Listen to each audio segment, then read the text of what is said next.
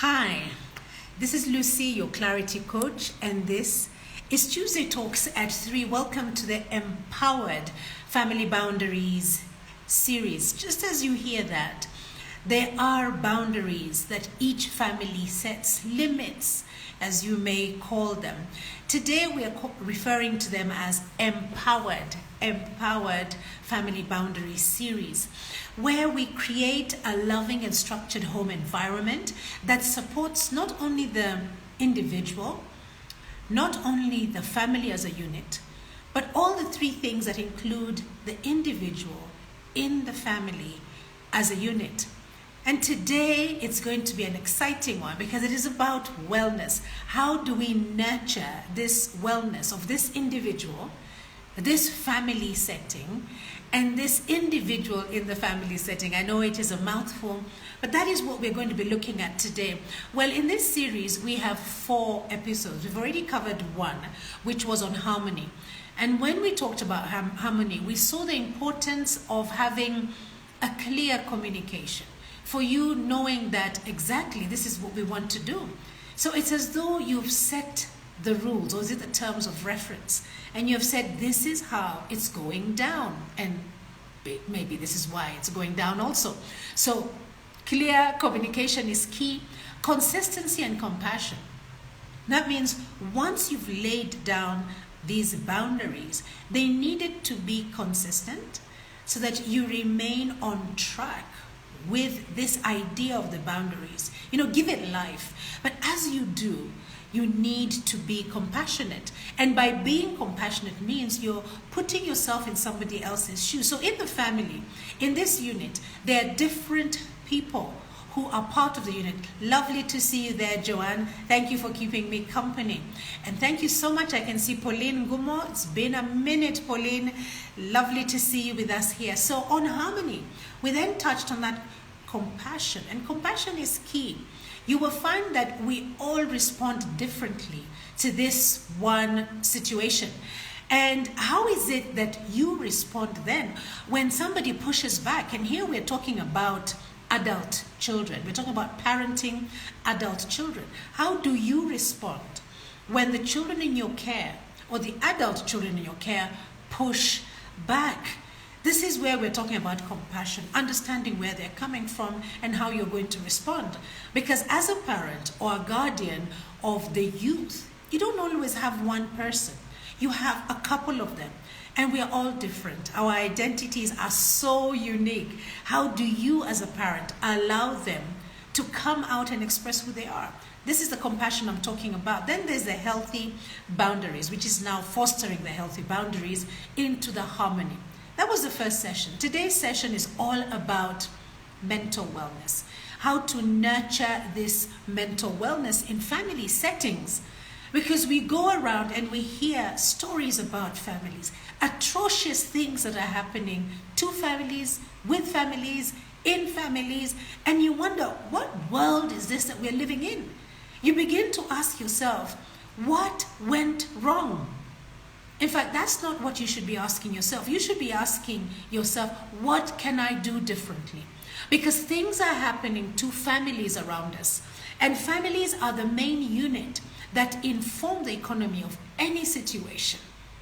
So if things are going wrong there, the question is more about what can you do differently? How can you help to nurture this? And one place is the one we're looking at today, the wellness of the individual in the family, the wellness of the individual alone, the wellness of the family as a unit.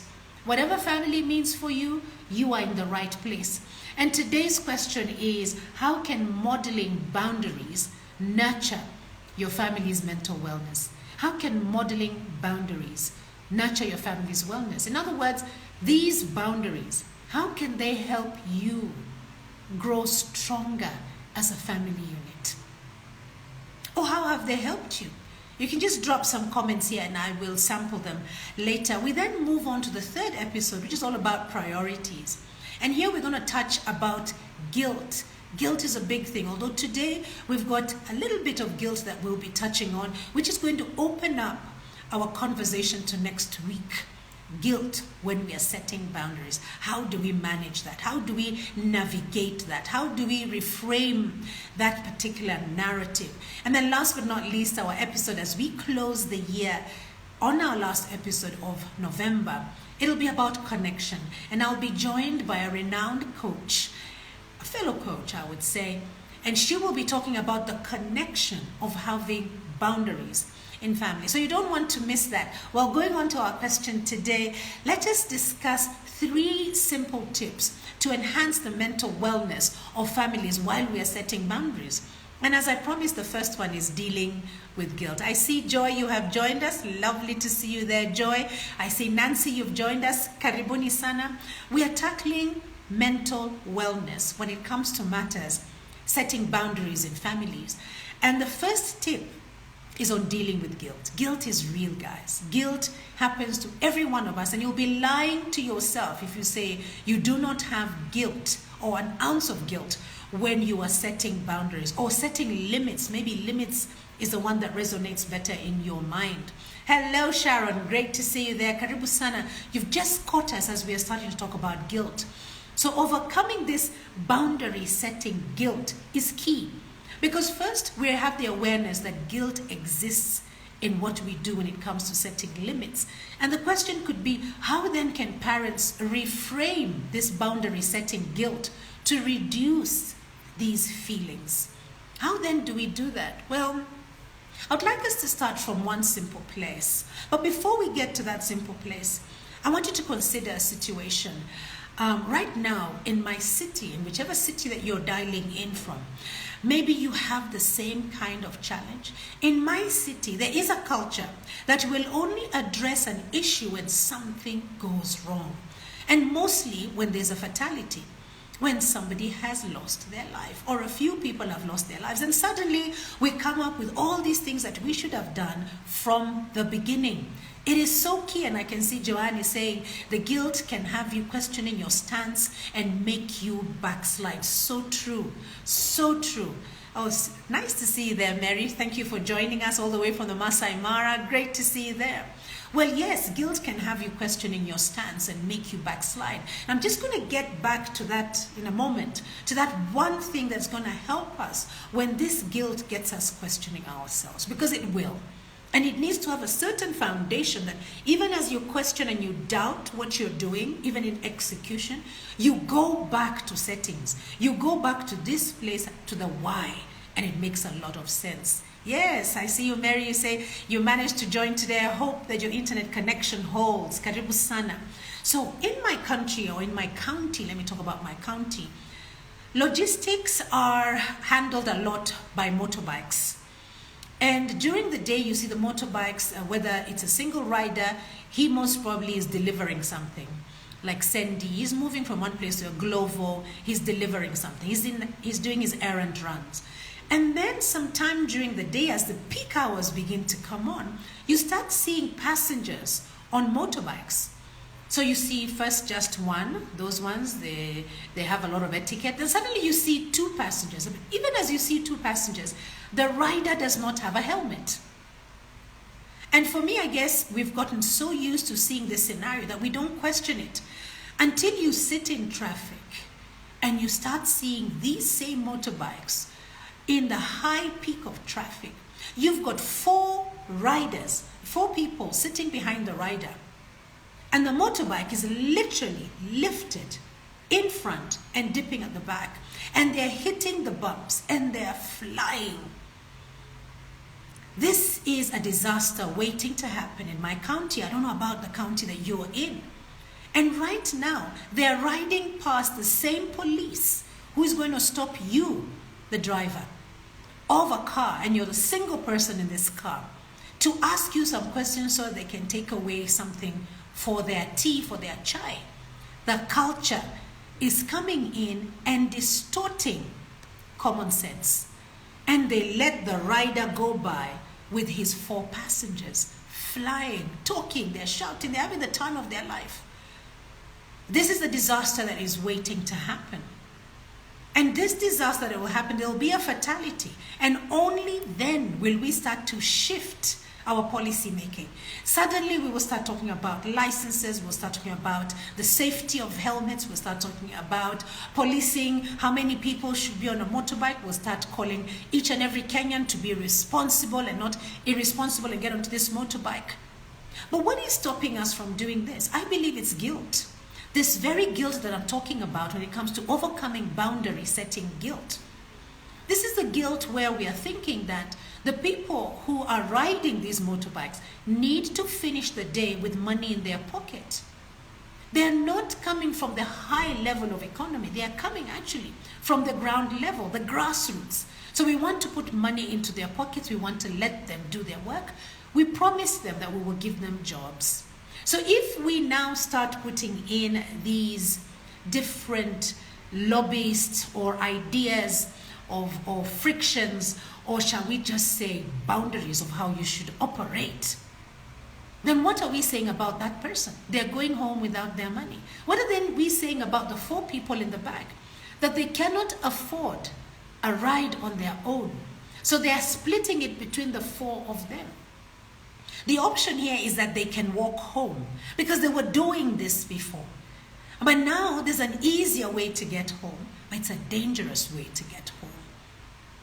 And so the powers that be are being pulled back by guilt, that if they take away this luxury and this convenience to these people, it may not augur well for the next election year. I'm just saying. I'm giving you an example of how boundary setting guilt can set in and stop us from thinking at a way of ensuring there is safety. And this is happening all the time. And that is just one example of that motorbike. So coming back to the why, just like what Joanne is saying, that the guilt can have you questioning your stance and making you backslide. The why here is the purpose. Start out with the understanding, why am I putting these boundaries or limits in place? And I encourage you to consider a positive outcome as opposed to reacting to a situation, and that is why you're putting in boundaries. So with adult children, maybe you found them using drugs, and now is when you're going to put in a boundary, but you are reacting to the situation that is presented to you. How about figuring it out from the beginning, building life skills in these children, that they take care of themselves, that they know that their bodies are temples, being able to speak that language from the onset when they're young, and then modeling that behavior. And I'll get to modeling behavior in a moment. But overcoming boundary setting guilt suggests that there must be a purpose. Why am I doing this? And I'm encouraging you to have a positive, forward-looking purpose, not one that is responding to a problem. It's forward-looking, so it is sustainable. It is not something that will stop, because if today, suddenly, your grown-up child stops these habits that you have been putting in boundaries to limit them, if they stop them, then what happens to the boundary? Suddenly you're not fueled to continue with this boundary. So to keep it sustainable is to start from the beginning. Have a why and build on it. So yes, when you begin to question, you go back to settings of your purpose. When you begin to backslide, because we are human beings, we go back to the setting. And when we go back to our settings, we go back to our purpose. So parents need to understand that boundaries prevent us from having things like, shall I say, burnout, because we are harping on the same thing all over again and reacting as opposed to responding, shall I say. So let us view boundaries as tools, essential tools for our family's well-being. That's a good purpose. Let us view boundaries as an area to create harmony. That's another purpose that you can have. I'm just giving you ideas. Let us look at boundaries as something as an act of love. How we show up as love. If love were an action, then it is in the setting of boundaries and respecting them. And talking about respect, that's another value, another purpose that we can look at. Well, there are a dime a dozen. And purposes from one person to the other, one family to the other, will differ. Decide what yours is. Yeah? But then that guilt still comes in, and we want to be able to reframe it. And now speaking directly to Joanne's contribution, is when you know what your purpose is, it gets easier to reframe the guilt. The guilt never goes away.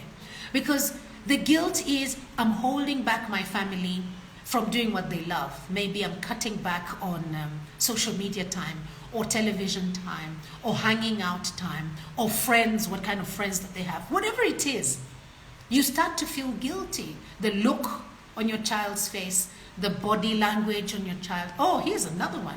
You start to wonder what your in-laws are going to say, what your friends are going to say. So this guilt will always be there, external or from internal forces, it'll always be there. But for you to maintain your wellness, have a purpose, have your why. Why am I doing this? So we're going to talk a bit more about guilt in our next episode, which is on priorities. So book it in your calendar that you will be here next Tuesday at 3 p.m. to just hear about guilt and see where it plays for you. Today's question still remains the same. Thank you, Joanne, for answering me. How can modeling boundaries nurture your family's mental wellness as a key thing? Something that you do, it's a thing you do at home. So we've talked about guilt, just managing that guilt, dealing with it. Now there's the trusting of the boundaries. Because you have a purpose, you've set the boundaries to be able to advance this purpose in a positive way to nurture your family's mental wellness. How do you then enforce these boundaries with confidence? This is key, because you've got to keep going. Even with those noises, how do you keep going? People are going to come and attack you from all angles. And at times they're only attacking you because they're envious of how structured you are, how intentional you are. But then you are getting distracted by all that noise. So how can parents build confidence in setting and enforcing these boundaries? Well, as long as you can remind yourselves that these limits help you to prevent stressful situations, help you to prevent fatalities like the motorbike scenario that I was sharing with you. It helps you to create a family dynamic that is harmonious and great to be in. It makes you know each other's identity and how you can work with each other. Because there are many ways to skin a cat. There are many ways to look at a perspective.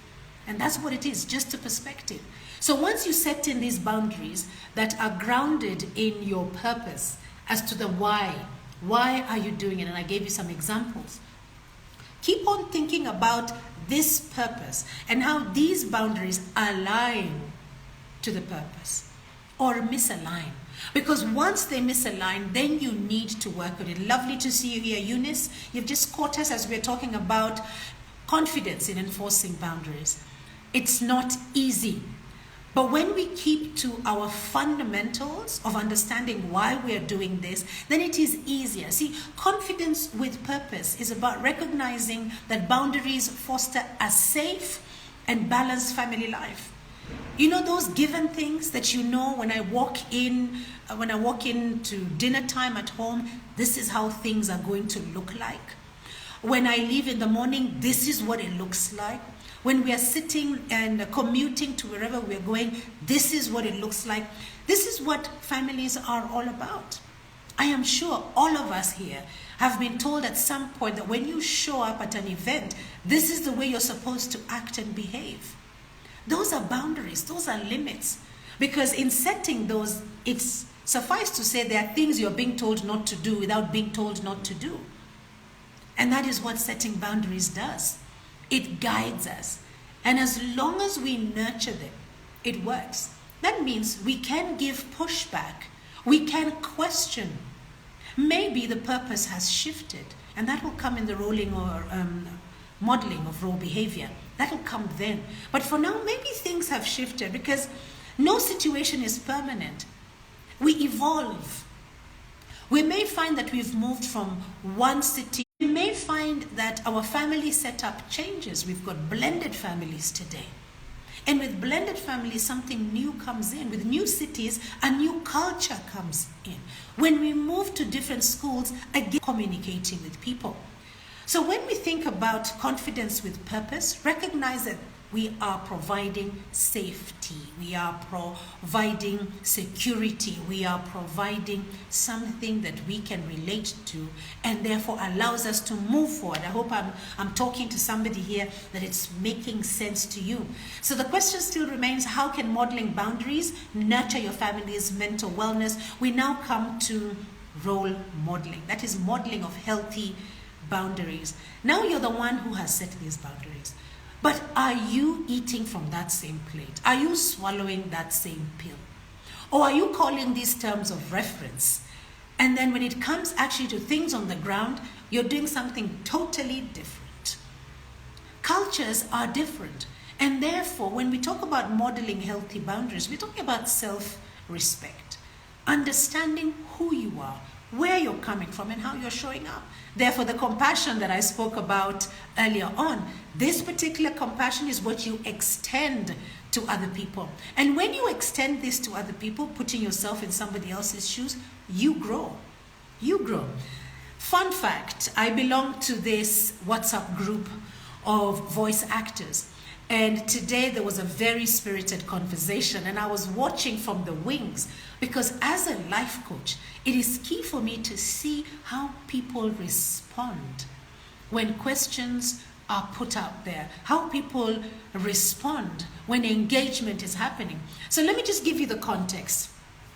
A job was found in voice acting, and an individual helped somebody else. He said, oh, Lucy is going to be perfect for this position. Calls up Lucy, tells Lucy these are the requirements, helps Lucy all the way through to Lucy getting the job. And then he asks the question in the group, and he asked it in a very lovely way. I absolutely love how he commented, how he asked it in a fun way. He said, when you help somebody all the way through, isn't it normal that you'll get something at the end? And I could just feel everybody else laughing and the energy becoming very light on that WhatsApp chat. Well, it got me thinking, this is culture. Our culture is very diverse. We've got 47 counties in my country. And therefore, the culture is very diverse, but there are certain things that remain the same. And this could be one of the cultures that when you are helped, you give back one way or the other. Now, I want you to hold that thought as you consider how where I live, or maybe where you live, is now a melting point of cultures. That means not everybody is from your general cultural belief. So for some people, it is expected that you need to pay them a thank you, or give them a thank you. Recognize their effort. In some people, it could be like, excuse me, that's an insult. Then why did you set out to help me? You're setting me up for a fall. Yes, Joanne says always giving back. So think about it now in this point. Because the answers that came across in this WhatsApp chat, I tell you, they were polarized. There was North, and North was saying, this is not right. We should not be expecting any payments unless you're an agent and it is in writing. And then we've got the South guys who are saying, guys, come on, man. This is normal to give back. You know, karma, give back. It's going to come back to serve you. Well, both answers are true. And then there's the guys in the middle who said, was this agreed in the terms of reference? Was this brought up? And I got smiling. It's one question this guy asked. And even as I look at my phone, the conversation is still going on. It's very spirited. And everybody is holding on to their side of the boxing ring. I invite you to look at things from different perspectives. I invite you now to ask the right questions from the onset. Maybe you can even commit and say, if you're helping Lucy to do this, you ask Lucy, or you tell Lucy. Maybe you tell Lucy, and that's what you're afraid of. You're guilty of how people are going to refer to you, or how people are going to see you. You're guilty that perhaps you've been telling guys that, I'm okay. And then now you're asking for a kickback or money. Maybe it's all in your head.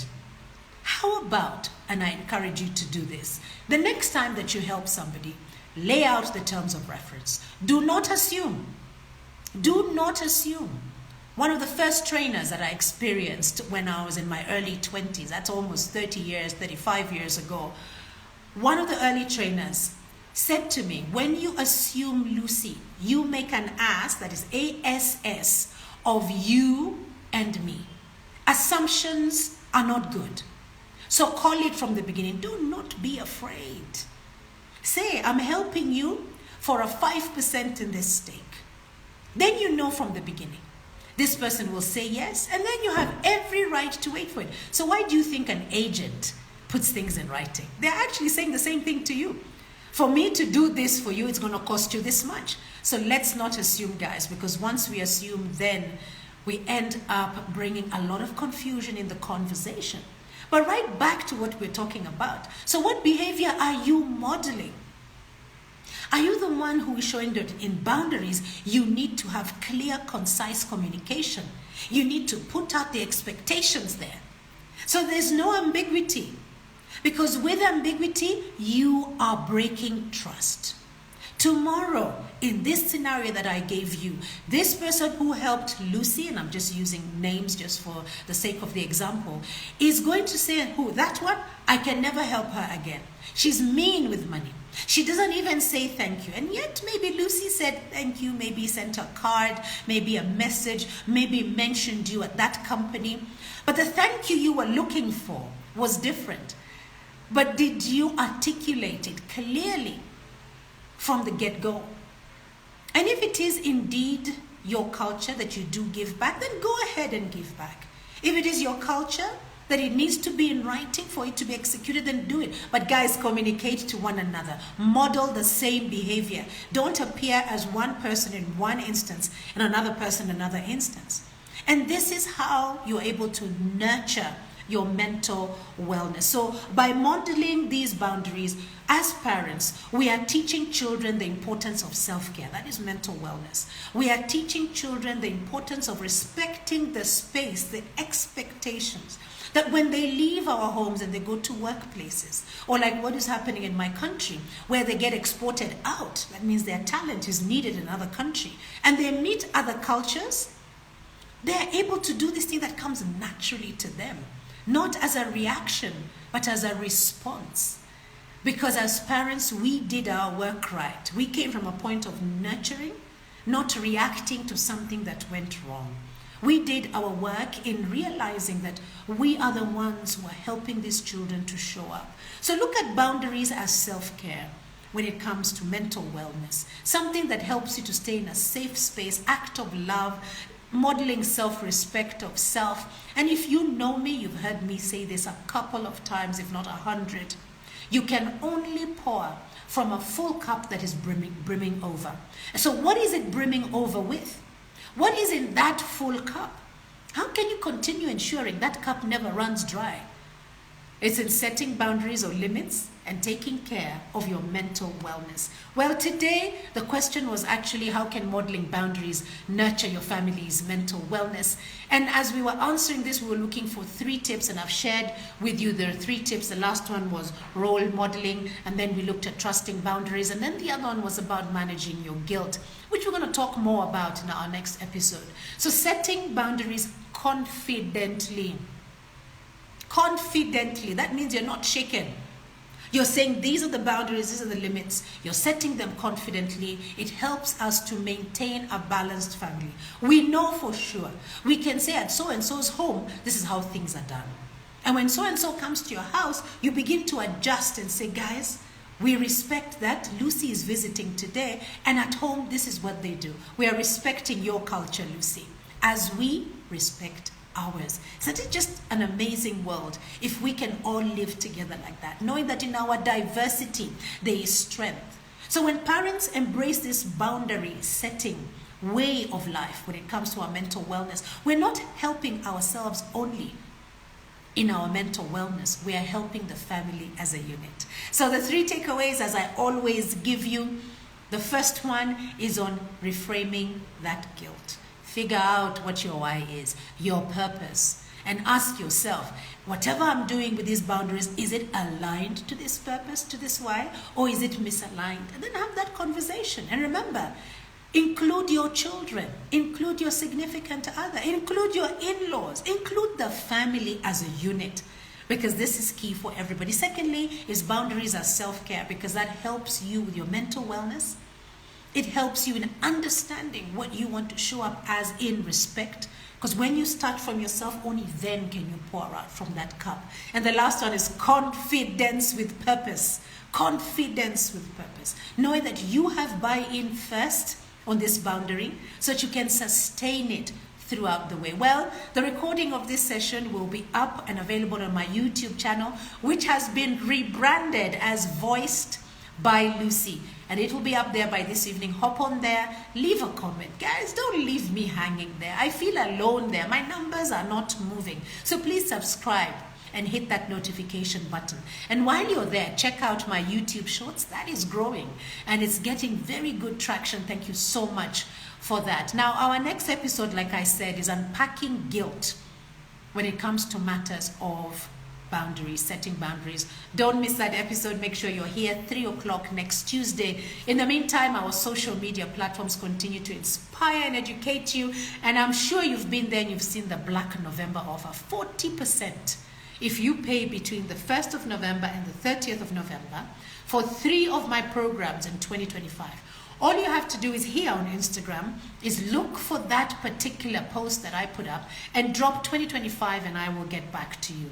Now, we are running the last cohort of Lady in Waiting. It's a program for teenage girls, empowering them to gracefully transition into society. So if you know of any teenage girls who can benefit from this program, I'm going to take her through 4 episodes. It runs from the 25th through to the 28th of November. Don't miss out. The girls are at home right now on holiday. Let them get these life skills and let them come to me. Well, let us help build each other. And until then, thank you so much for joining me today. Be kind to yourselves. Bye-bye now.